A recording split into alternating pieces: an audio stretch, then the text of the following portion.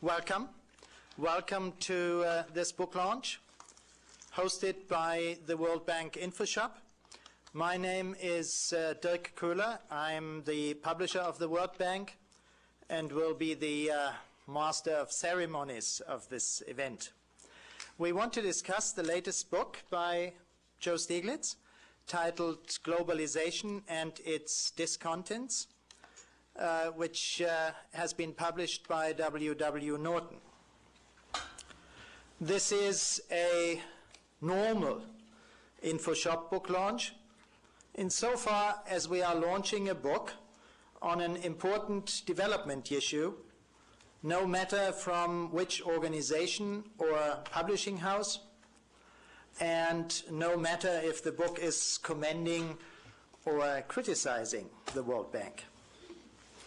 This is a very unusual book launch insofar as we normally have to do a lot of promotion to attract an audience of some 50 to 100 people. And today we have to seat many of you in overflow rooms and can let you participate only via TV. And so many of you are even standing. My apologies for that. We did whatever can do to accommodate you. Our event today is unusual also insofar as the book launched deals to a large degree with the World Bank and its sister organization across the street, the IMF. It's of high interest to the staff of our two organizations, and we, the InfoShop, and the co-sponsor of the event, the Development Economics Department of the World Bank, have therefore decided to make this a staff event. Of course, our external guests, including some journalists, are welcome too. But I would like to remind journalists that they are here today as observers only, and that the event is off the record. We thought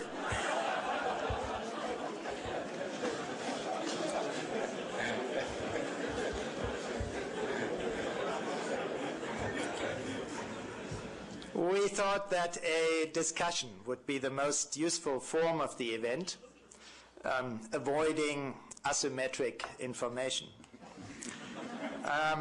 More to say about this later. Let me first introduce our guests at this table, our speakers. Not that they really need introduction, but. Joseph E. Stiglitz is currently Professor of Economics at Columbia University. He left academia in 1993 to become chairman of President Clinton's Council of Economic Advisors.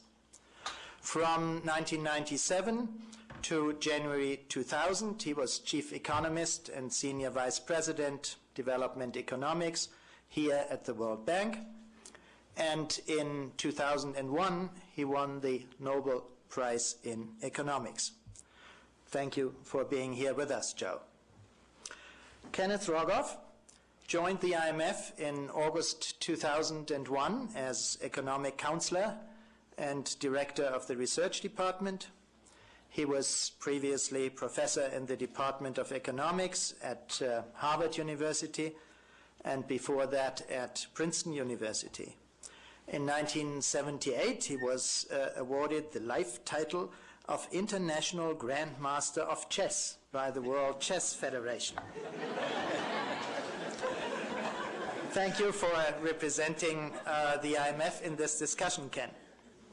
Now, I would like to hand over to Nick Stern, World Bank Chief Economist and Senior Vice President, Development Economics, for some introductory remarks. Thank you very much, Dirk. All I want to do is to welcome you all here today. Welcome Joe back in the bank. He's always very welcome here. We've known each other for well over 30 years now, a relationship that started in Kenya in the 1960s. And what Joe has to say, as you all know, is always interesting. I hope that today he'll be able to overcome his normal reticence and to speak to you even more frankly than normal.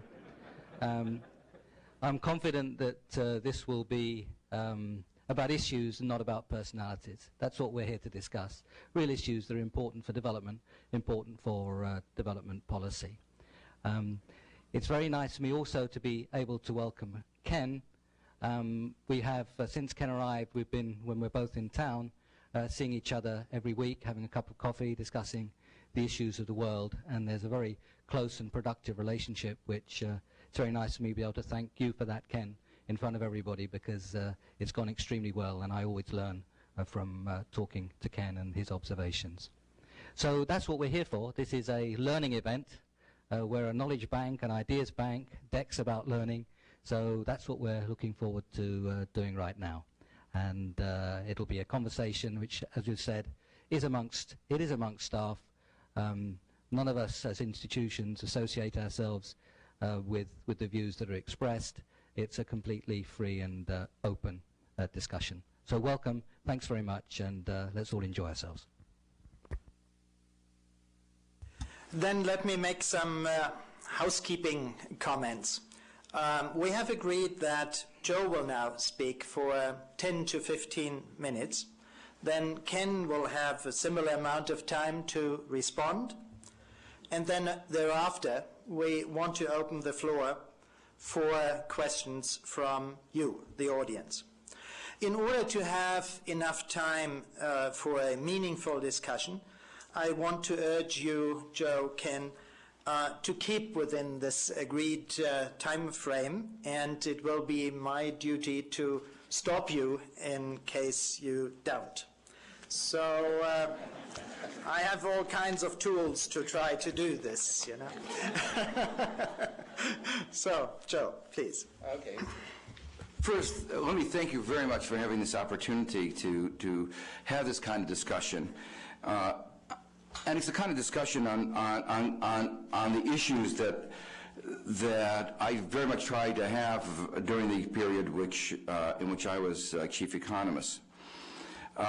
The book itself deals with a variety of aspects of globalization, of which the issues entailing IMF and World Bank are only a part, although they are an important part.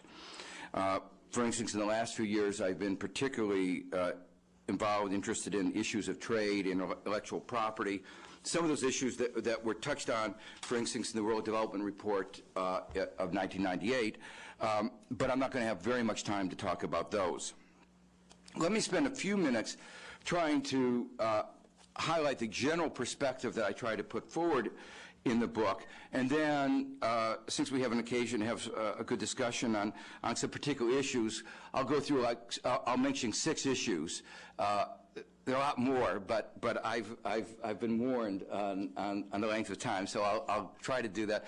And I would have liked to have given the argument, the counter-argument, the counter-argument to the counter-argument, but I won't be able to do that. I'll just sort of have to highlight the issues, and maybe in the discussion we can go through that to and fro. Well, the general perspective that I try to put forward in the book is that globalization has benefited some countries and benefited them enormously, and talk about the successes in East Asia. But it's also the case that not all countries have benefited. And the particular perspective I try to put forward is that those that have benefited most have taken control of globalization, tailoring it for their own purposes. And you can see that most dramatically, say, in the countries of East Asia like China, where their success, their growth, their development was based on exports, which would not have been possible had they not participated in globalization.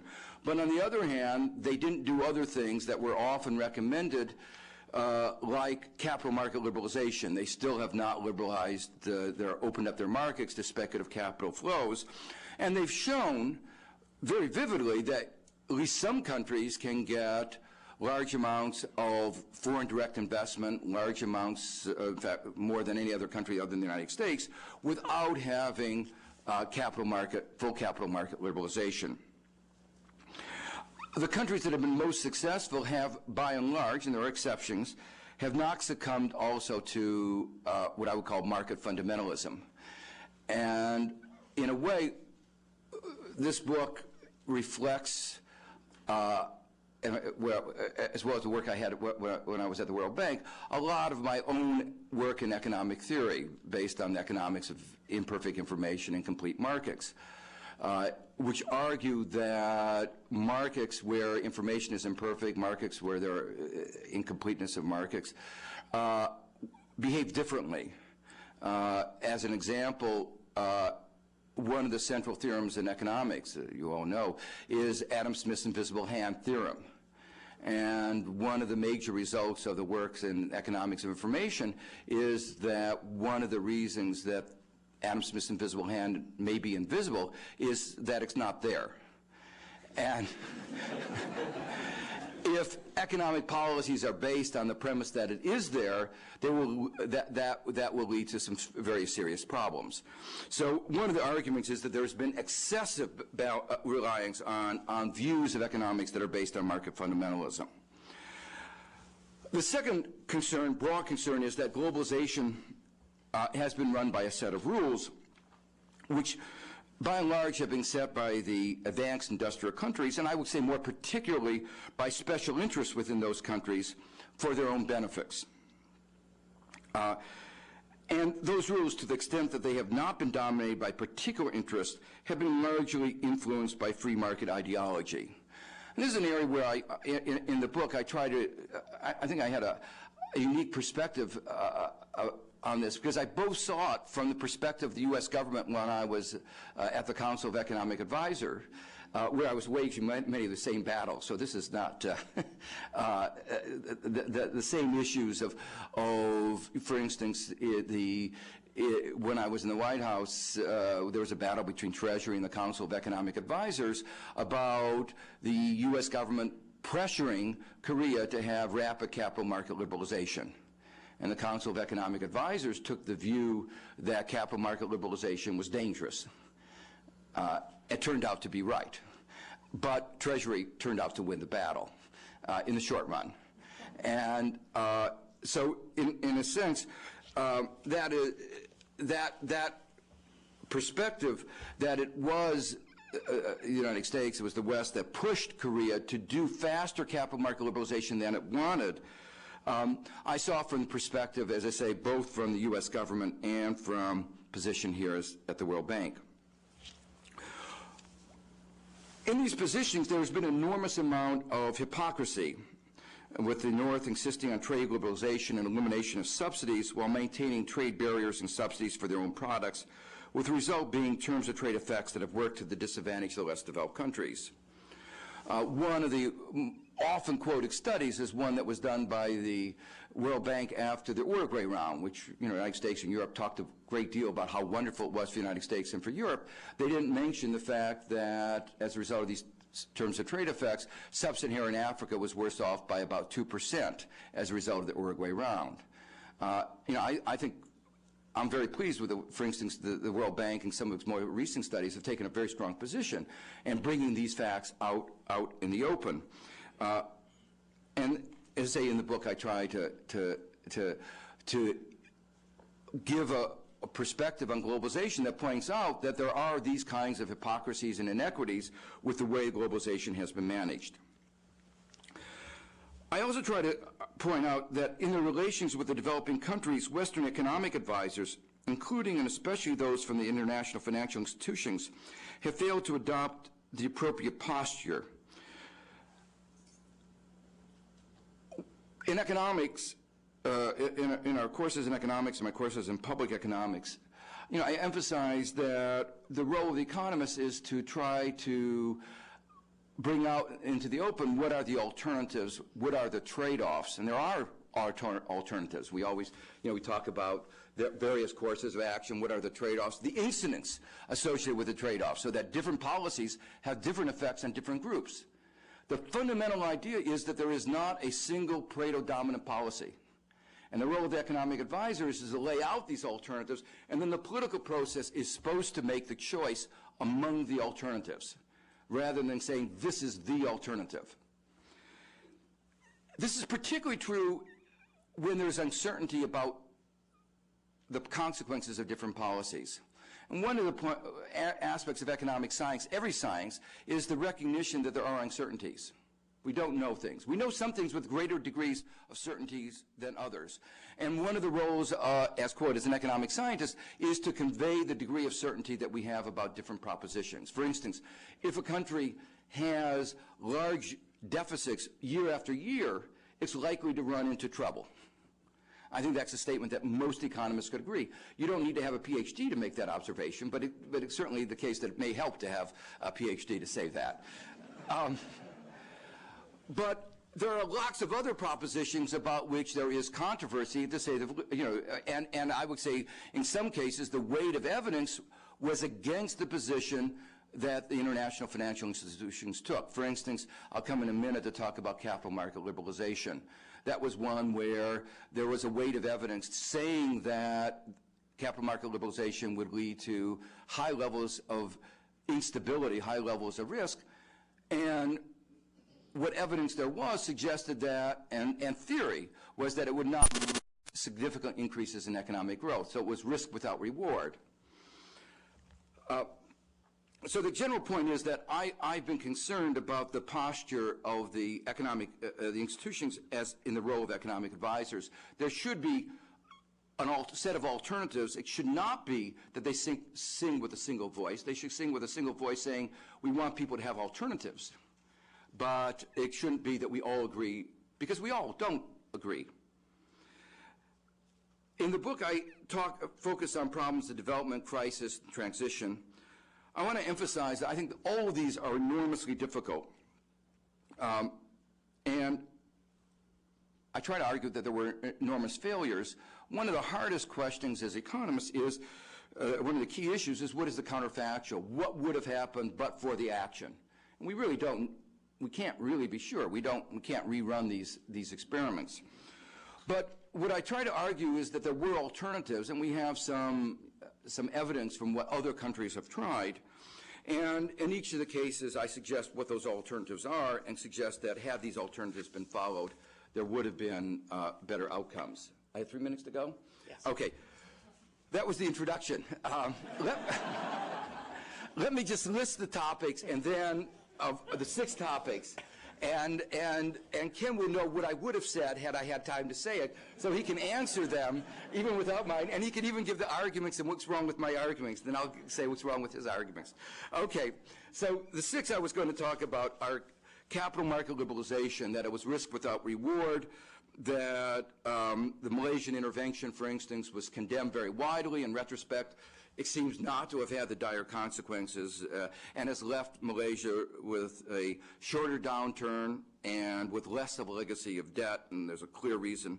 I also want to emphasize that in one of the chapters, I try to look at this from an intellectual perspective, intellectual consistency. I'm not sure that many readers appreciated this perspective, but anyway, I did. And the point I want to say is, how could the IMF argue that intervention ex post was required because of a threat of contagion while not addressing the underlying problem? Contagion is the recognition of an externality. As soon as you say contagion, you're saying what happens in one country can have an effect on another. If you recognize the existence of contagion, then you ought to say, well, what causes the disease? If you say what causes the disease and you come to the view that capital account liberalization causes volatility, then you come to the view that you ought to do something about the underlying disease. You may argue about whether you can or what are appropriate remedies, but you cannot ignore the fact that if there's contagion, there's an externality, and that means a market failure. In my discussion, I talk about the progress that has been made on this area, in my view at the IMF, the recognition that capital market liberalization isn't as advantageous as it once was argued to be, and that now there's a discussion of the use of standstills, other interventions in the case of a crisis. So I think that's a movement, a very strong movement in the right direction. Second set of issues, let me just list them because I'm running. The second set of issues have to do with transparency, accountability, conditionality. On conditionality, the view is that in the past it's been excessive. There's been movement again in the right direction, but there still is a number of conditions, say in Korea, that I thought were very inappropriate. In the area of transparency, let me just say that the norm should be the right to know, the Freedom of Information Act. That is what we have come to expect in the United States, and I think other democracies are moving in that direction. I'd like to see the IMF move in that direction. The third area is on excessively contractionary policies or excessively austere fiscal policies. Here there are a number of different issues. I want to begin by one having to do with accounting frameworks. One of the stories I tell in the beginning was the question of Ethiopia, where as we looked at it at the World Bank, it looked like Ethiopia had a balanced budget. But the IMF's view was no, it wasn't balanced because they didn't want to include foreign aid as part of the revenue streams. To me, it didn't make any sense, and I think to most of the people that within the bank, that was the view. There have been a lot of discussions, and there has been movement, but in my mind, 5 years on an issue that I thought was obvious seems to be slow. In East Asia, there was finally a recognition that there was excessively contractionary fiscal policies, but the problem is that in Latin America, in several countries, there seems to be a continuation of those excessively contractionary policies. Fourth, bankruptcy and bailouts. During the crisis, the bailouts were extensively criticized. My view was that they were ineffective. They left the country in debt, benefits largely going to foreign creditors, with workers and domestic businesses suffering nonetheless. Again, I think there's a good news. There's a movement away from the bailouts, and during the crisis, I very strongly supported moving towards more reliance on bankruptcy, and the good news, this is what the fund is now talking about. I think one has to think very carefully about what role one of the creditors can play in a bailout procedure. I mean, other than as a creditor, that has to be part of the, yeah, I guess 1 minute. Okay. Fifth issue, on which there is not an agreement or concession so far, are the monetary policy issues. I argue that raising the interest rates in the East Asia crisis exacerbated that crisis. It led to more bankruptcies. The bankruptcies led to weaker economies, led capital to leave the country rather than to flow to the country, did not sustain it. There was an argument that the fund put forward that there was a trade-off. If they didn't raise the interest rates, the exchange rate would fall and that would cause bankruptcies. The argument I just put forward was there wasn't a trade-off. Raising the interest rates did not support the exchange rate, but did lead to bankruptcies both because of the high interest rates. But even if there were a trade-off, the question is, there was both a moral and a moral hazard issue. Should you bail out those who have voluntarily gambled on by borrowing in foreign exchange in an uncovered position? Should you bail out those at the expense of domestic businesses who were just going about their own business? Moreover, if you look at the microeconomics, and I think this is very important from an economic point of view, you look at the microeconomics, the trade-off was not the way that it was often characterized. Take Thailand as an example. The research at the World Bank showed that the bulk of the debt, the largest source of debt, were the real estate sector. That sector was already debt, and as I said once, you can't be debtor as the exchange rate fell. I know, you're going to start talking. Yes. Okay. So the point is, if you looked at the microeconomics, you would have been led to a different policy perspective, even if you thought there was a trade-off, which there was in this was not in this instance. Finally, I would hope we can do that in the discussion, maybe. Okay, fine. Don't you And the think sixth point. Can I just list the sixth point and then? But one sentence only. Okay, yeah. I think there's been insufficient attention paid to the political and social context, and you cannot separate the economics from the political and social context. All right. Thank you. Thank you very much, particularly for being so close in time.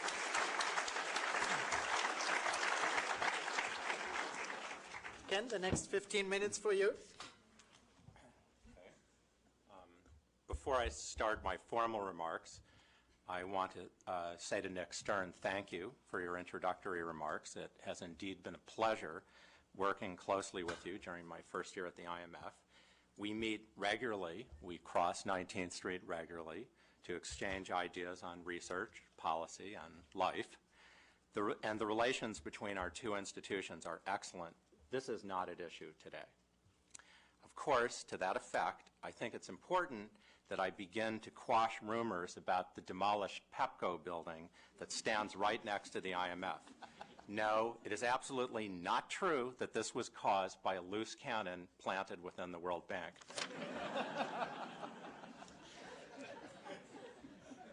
Joe, like you, I came to my position from the cloisters of a tenured position at a top-ranking American university. Like you, I came because I care. Unlike you, I am humbled by the bank and fund staff I meet each day. I meet people who are deeply committed to bringing growth to the developing world and to alleviating poverty. I meet superb professionals who regularly work 80 hours each week, who endure long separations from their families. Fund staff have been shot at in Bosnia, slaved for weeks without heat in the brutal Tajikistan winter, and have contracted deadly tropical diseases in Africa. These people are bright, they are energetic and imaginative. Their dedication humbles me, but in your speeches, in your book, you sometimes carelessly slander them. Joe, you may not remember this, but in the late 1980s, I once enjoyed the privilege of being in the office next to yours for a semester. We young economists all looked up to you in awe.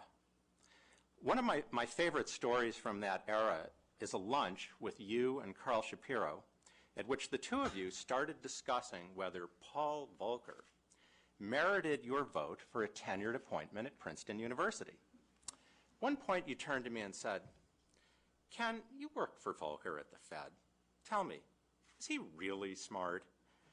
I responded something to the effect of, well, he was arguably the greatest Federal Reserve Chairman of the 20th century, to which you replied, "But is he smart like us?"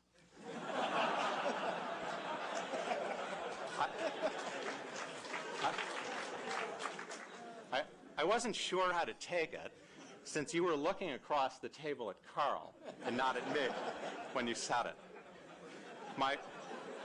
My reason for telling this story is twofold. First, perhaps the fund staff, who you once, and perhaps more than once, blanket labeled as third rate, will feel better if they know they're in the same company as the great Paul Volcker. Second, it is emblematic of the supreme self-confidence you brought with you to Washington, where you were confronted with policy problems just a little more difficult than anything in our mathematical models. This confidence brims over in your new 282-page book. Indeed, I failed to detect a single instance where you, Joe Stiglitz, admit to having been even slightly wrong about a major real-world problem. When the U.S. economy booms in the 1990s, you take some credit. But when anything goes wrong, it's because lesser mortals, like Greenspan and Rubin, did not listen to your advice. Let me make 3 substantive points. First, there are many ideas and lessons in your book with which we at the fund would generally agree. For example, we completely agree that there is a need for a dramatic change in how we handle situations where countries go bankrupt. Anne Krieger, who you paint as a villainess for her 1980s efforts to promote trade liberalization in World Bank policy, has forcefully advocated a far-reaching IMF proposal. At our Davos panel in February, you sharply criticized the whole idea. Here in your book, however, you want to take credit as having been the one to strongly advance it first.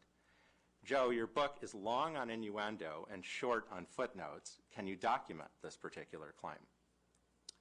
Second, you put forth the blueprint for how you believe the IMF can radically improve its advice on macroeconomic policy.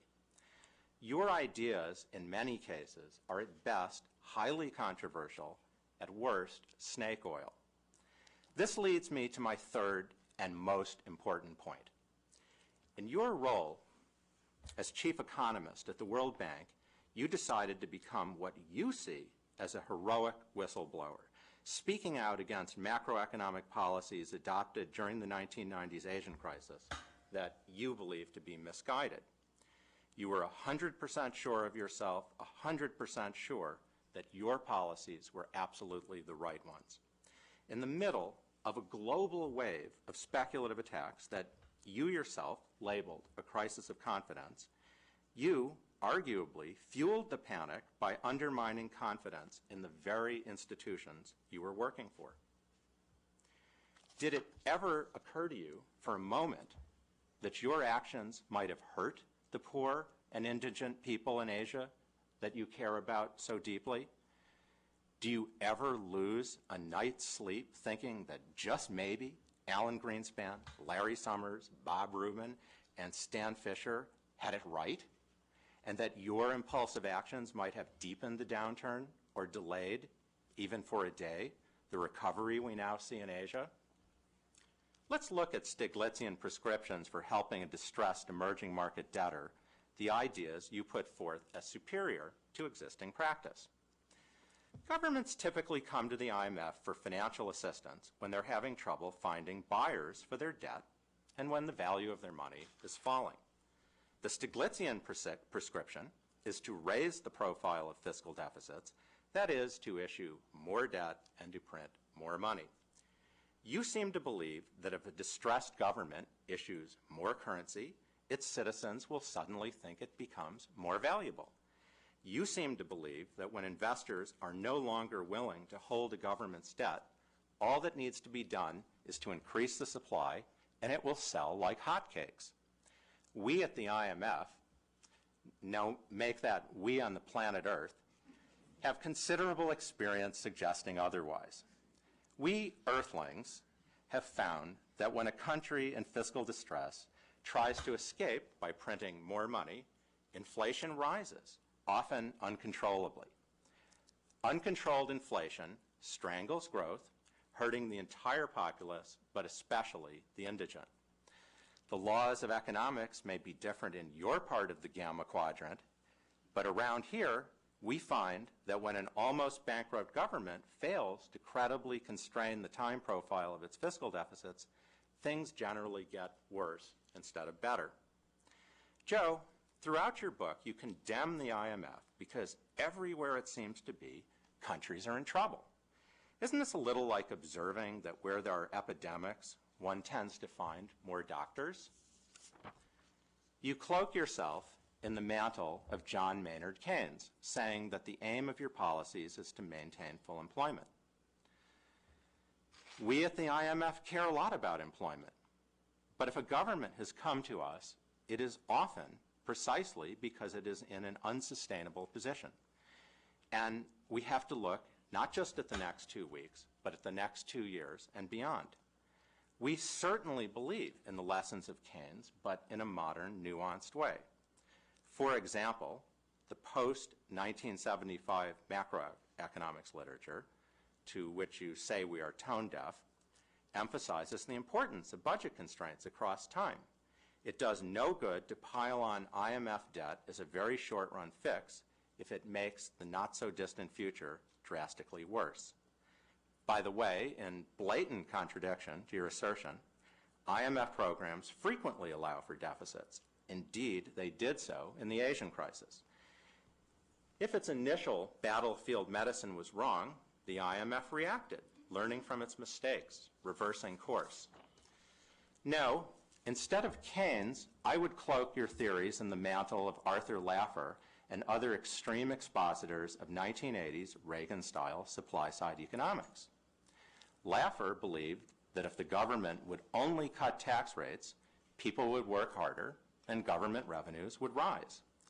The Stiglitz-Laffer theory of crisis management holds that countries need not worry about expanding deficits, as in so doing, they will increase their debt service capacity more than proportionately. George Bush Sr. once labeled these ideas voodoo economics. He was right.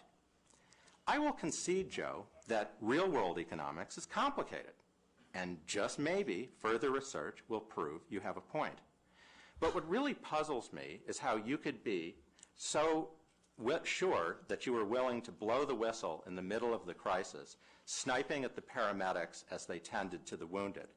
Joe, the academic papers now coming out in top journals are increasingly supporting the interest defense policies of Stan Fisher and the IMF that you, from your position at the World Bank, ignominiously sabotage. Do you ever think that just maybe Joe Stiglitz might have screwed up? That just maybe you were part of the problem and not part of the solution? You say that the IMF is tone deaf and never listens to its critics. I know that's not true because in my academic years, I was one of the dozens of critics that the IMF bent over backwards to listen to. For example, during the 1980s, I was writing then heretical papers on the moral hazard problem in IMF World Bank lending, an issue that was echoed a decade later in the famous Meltzer Report. Did the IMF shut out my views as potentially subversive to its interests? No, the IMF insisted on publishing my work in its flagship research publication, Staff Papers. Later, in the 1990s, Stan Fisher twice invited me to discuss my views on exchange rates and open capital markets. I warned of severe risks. In the end, Stan and I didn't agree on everything, but I will say that having entered his office 99% sure I was right, I left humbled by the complexities of price stabilization in high inflation countries. If only you had crossed over 19th Street from the bank to the fund a little more often, Joe, maybe things would have turned out differently. I don't have time here to do justice to some of your other offbeat policy prescriptions, but let me say this about the transition countries.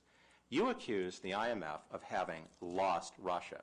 Your analysis of the transition in Russia reads like a paper in which a theorist abstracts from all the major problems and focuses only on the couple he can handle.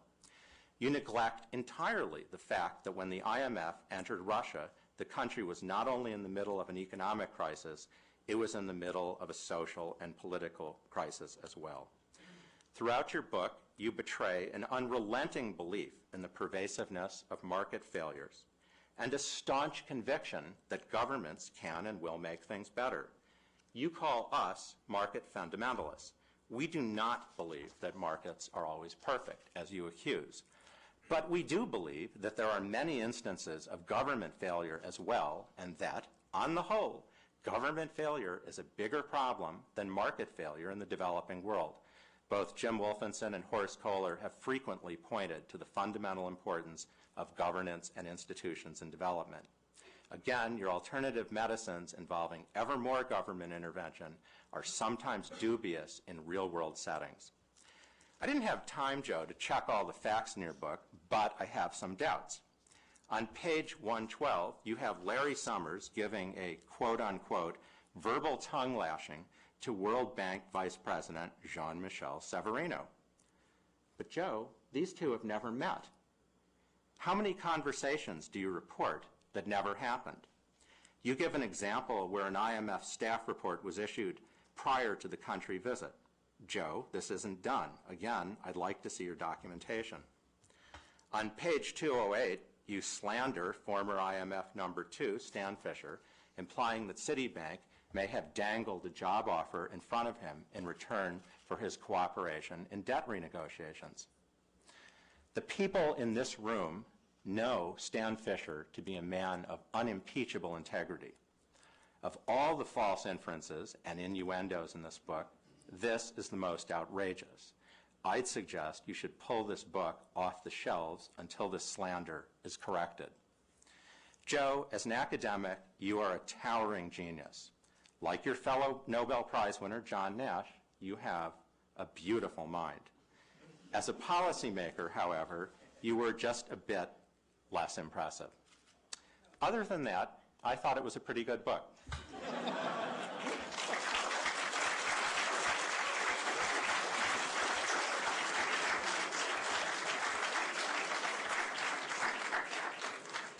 Now, Ken, thank you very much too. And now we have unfortunately, only about 20 minutes for questions from the floor.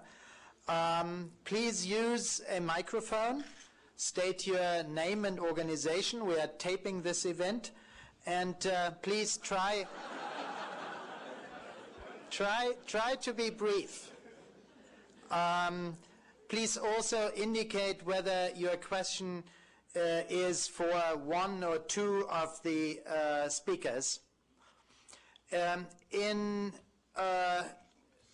try to be as strict as possible in holding responses to a maximum of 2 minutes to enable as many of you as possible to ask questions.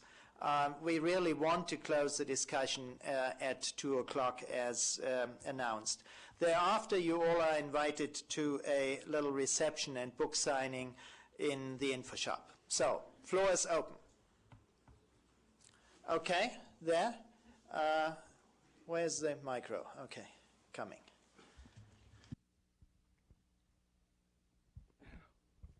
Yes, Uri Dadush of the World Bank. One reaction I had is that while Nick asked for this not to be a personal exchange, unfortunately I thought it became so. In any event, I'd like to ask Ken Rogoff, given the fact that by now every emerging market has undergone, almost without exception, a massive crisis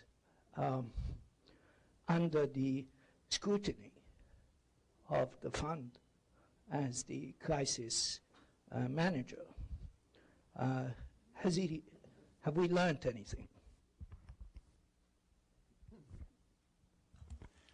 Well, I would argue that actually some of the way debt crises were handled in the 90s, for all their flaws, were better than the way they were handled in the 1980s.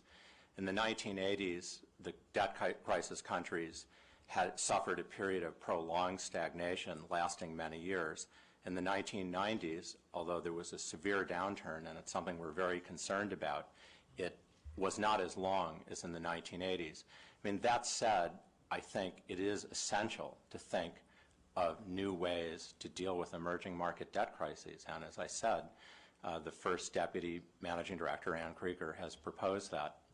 I also want to answer what you said about my making this quote unquote personal. I have enormous respect for Joe. It is nevertheless true that looking beyond this to your speeches, to things in the book, let me flip open to page 119, for example. It was not just that IMF policy might be regarded by soft-headed liberals as inhumane. Even if one cared little for those who face starvation or the children whose growth would be stunted by malnutrition, it was simply bad economics. There are many quotes in the book which I could be interpreted 2 ways, but they certainly can be interpreted 2 ways, just as in the statement about Stan Fisher, which I know Joe doesn't mean, but it's careless. And you did call IMF economists third-rank economists, and I guess by inference the World Bank, though you didn't address that. And I don't think it's inappropriate to view this as part of the dialogue. Want to add something here?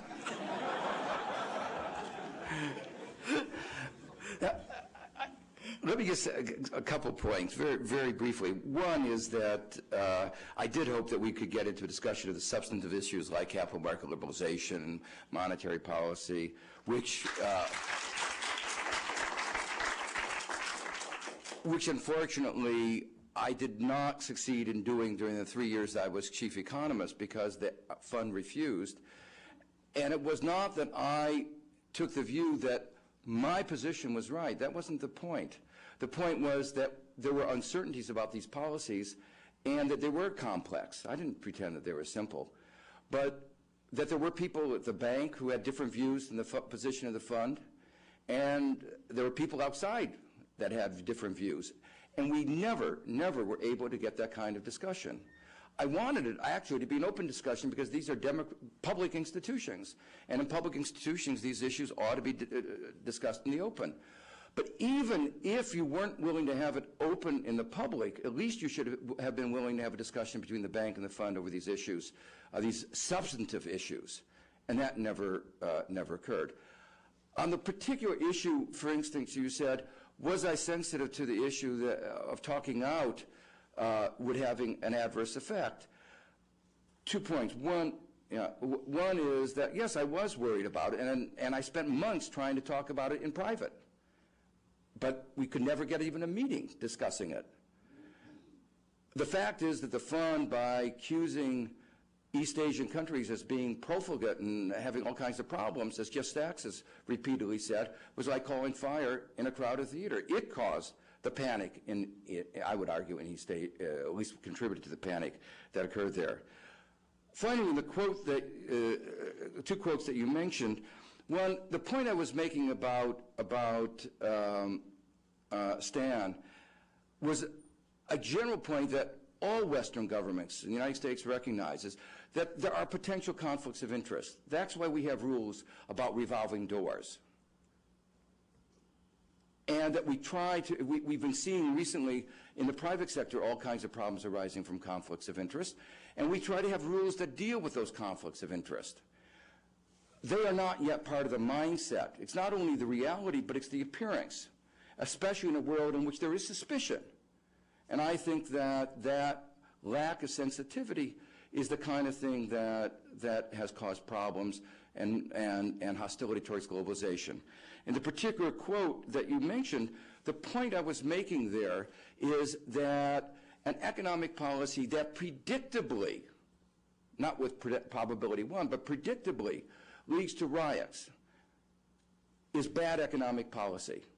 The work of Paul Koehler has been showing the close connection between economic disorders and social disorders. And there's the flip side. The social disorders cause economic problems. Can we stop here? The next question was over there. Can we quickly move? Who then next? More hands, please, for the next one. Okay, the tall gentleman over here then will be the next. Please. Thank you. Brett House, IMF. One of the major themes of your book is the need for countries to tailor globalization to their own needs and their own policy priorities, and also at the same time for the Bretton Woods institutions to streamline conditionality.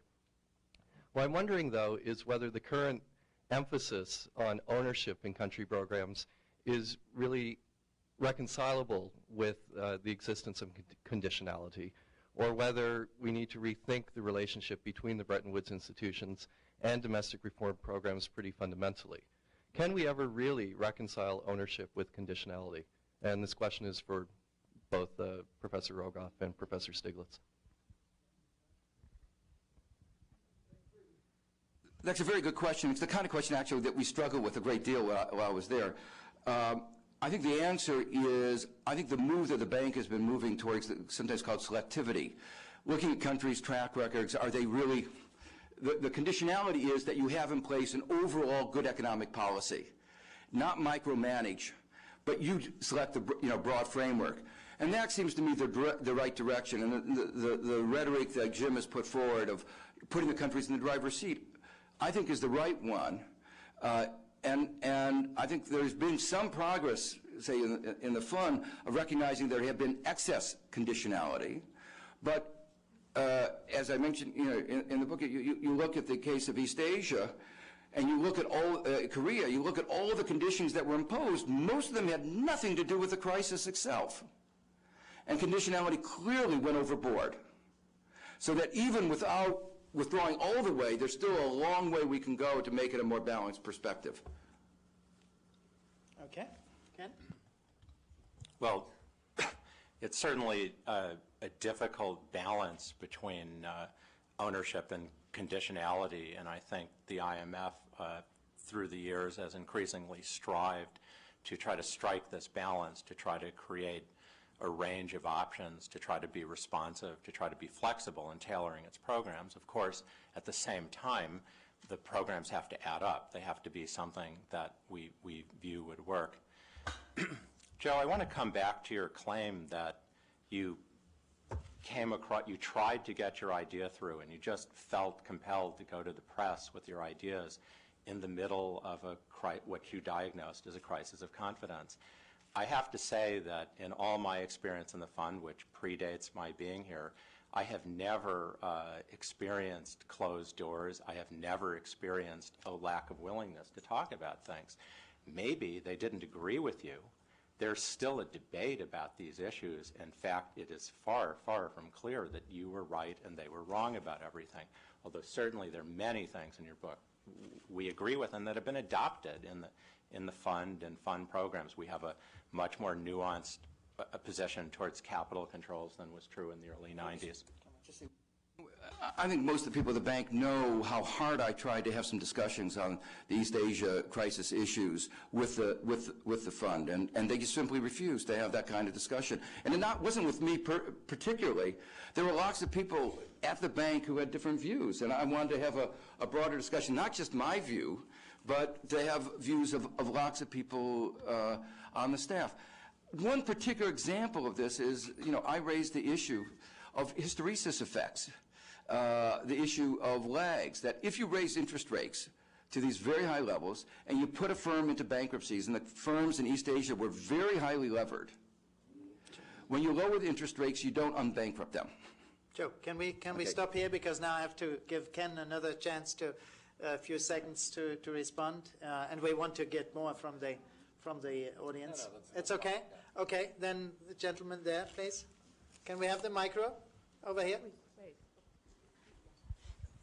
And who is the next then, please, assigned? Okay, we take the gentleman here in front. Ben Reno-Weber from the World Bank.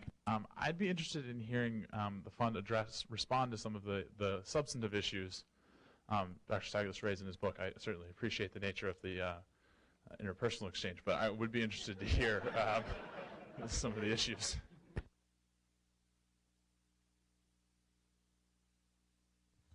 There are a lot of issues, and on many positions, if I really take the substantive nature of the book, there are different positions presented in the book. That there are positions that the fund should have more lax policies towards a country in crisis, and at the same time a concern that there should be moral hazard. It's difficult in many cases to know exactly what the alternative policies are. I want to come back to my example about where there's epidemics, everybody blames the doctors. Everyone hates lawyers because they go to lawyers when they have a problem. That you can't just look at what happens in IMF crisis, countries that come to the IMF in crisis, and say, that things turned out badly compared to where they were a year ago, and automatically conclude that things were bad. They're met 80% of what's in the book, although I will not necessarily grant it as being original, we agree with. It's been discussed. It was discussed for years before the book was written, in many cases before Joe Stiglitz came to the bank. Certainly issues like moral hazard, concern about the fund certainly was advising Thailand in Article 4 reports in the 90s about the dangers in the early 90s of the mix of open capital markets and fixed exchange rates.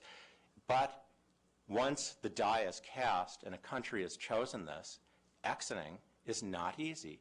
These are very complex problems. The transition from communism to capitalism is a very complex problem.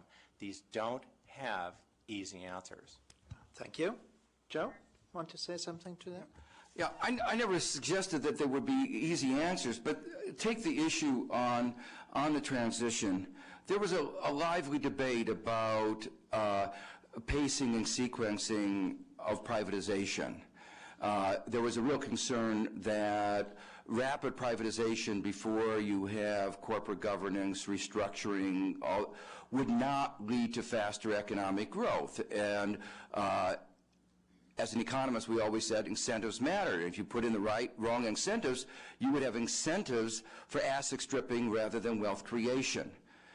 this is not just a casual observation. It was based on a whole set of economic theory and, in retrospect, a lot of econometric evidence. And that is consistent with the view, and this is not 20/20 hindsight. Let me emphasize that. There were a number of people, both in the bank and outside the bank, who made these positions. So it isn't that these are easy issues, and it's not that there's just a correlation. There are causal links supported by theory and evidence that explains why the policies that were pursued did not work. Okay, and I'm afraid then this question here will be the last one. It's a few minutes to 2, so please. Victor Kuluk, IMF. My question is for Professor Stiglitz. The case for capital controls premises on the idea that those who impose controls, the government, has more perfect information than private agents. What is the guarantee, or is there a particular evidence of that? And if so, does it have only short-term or both short-term and long-term positive implications for economic policy? The argument for capital controls, particularly on speculative capital, short-term speculative capital flows, is not really based just on the assumption of imperfection of information. It's also based on the premise that I mentioned very briefly in my introductory remarks, that there's an externality, that those who are engaged in those transactions, the consequences of those reach out to people beyond those involved in transactions, so that the instability that results from capital market liberalization, flows of money in and out of the country, lead to high levels of economic instability, leading to unemployment of individuals who were not party to the transactions, bankruptcies, particularly when you have very austere monetary and fiscal policy as part of the adjustment process. And that if you look in retrospect, they are difficult to implement. I don't want to pretend that they are difficult to implement, that they're easy to implement. But if you look at the countries that have managed to have managed, for instance, to get through the East Asia crisis without disturbance, it was China and India, both of whom have had capital controls. And if you ask, as I mentioned before, the country that managed to have the shortest and shallowest downturn was Malaysia.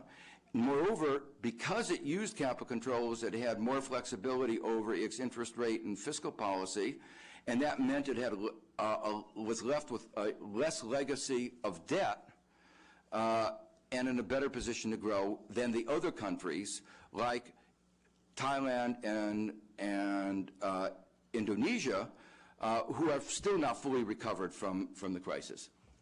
Okay.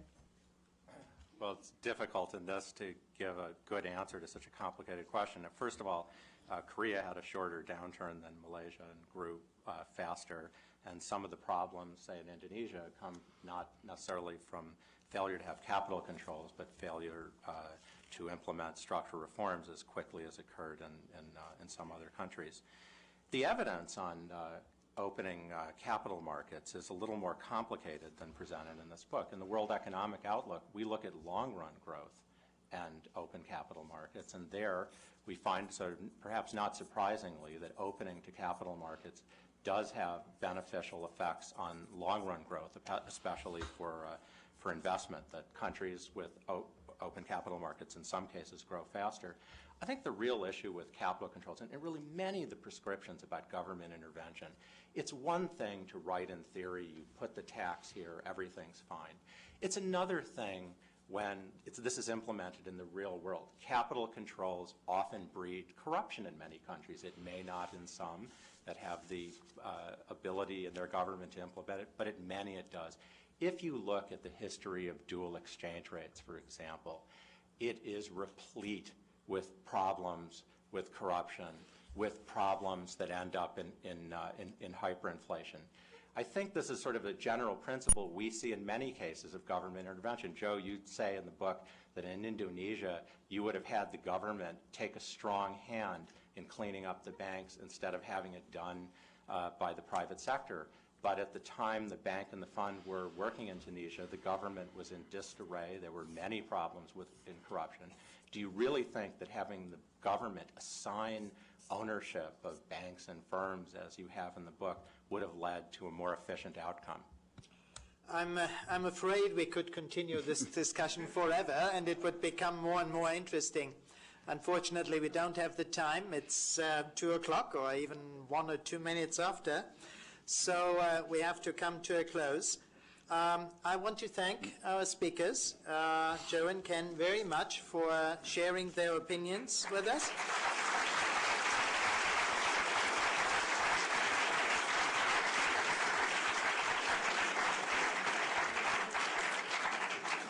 I want to thank all participants in the discussion and all listeners for coming here.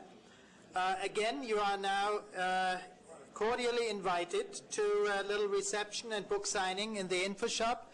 It's upstairs. The entrance is at the corner of 18th and Pennsylvania. Thank you again. Bye-bye.